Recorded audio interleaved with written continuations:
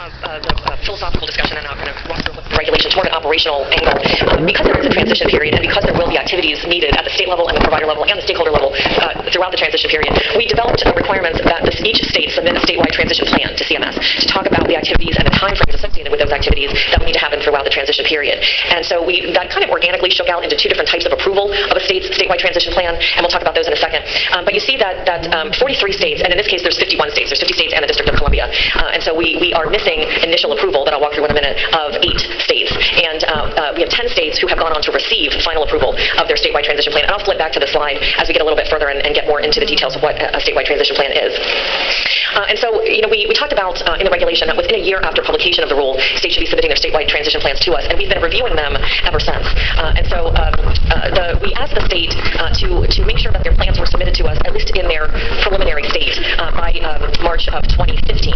And that largely happened. Not every state got their plans into us, but it's kicked off a rather extensive negotiation and collaboration period with the states, as they and we have learned over time the types of information that needed to be contained in the statewide transition plan.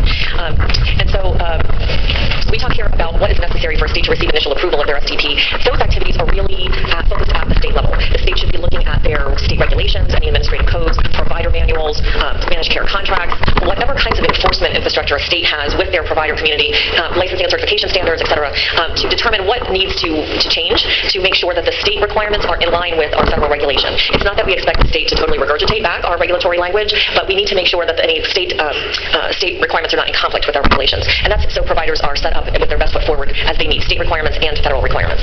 And so what we talk about here as a systemic assessment is really a state looking at their state level processes and figuring out what needs to change, and then figuring out the timelines associated with those remedial actions.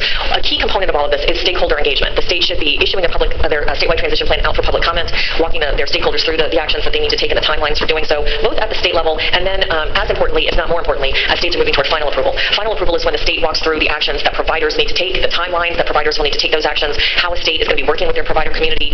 Oftentimes, states are permitting providers to do self-assessments of how a particular provider adheres now to the regulatory criteria and what kind of changes will need to be made by the end of the transition period. But the statewide transition plan should be walking through how the state's going to be confirming a provider self-assessment and the state getting to a comfort level that by the end of the transition period, those providers will be in compliance with the regulation.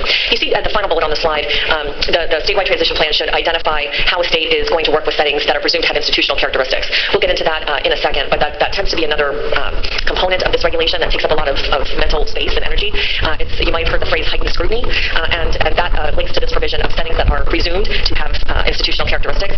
The regulation, I'm not sure how, let's see. Yeah, so let's see, what slide did I just skip over? So here's some other components of what a statewide transition plan would need to have for final approval. Certainly talking about ongoing monitoring and compliance even after the end of the transition period. And something at that top bullet speaks to something that we hope happens in a minimum of cases, which is when a state is aware either they've made a decision proactively or as time is passing, they become aware that a provider may not be in compliance with our regulatory criteria by the end of the transition period, and then decisions have to be made.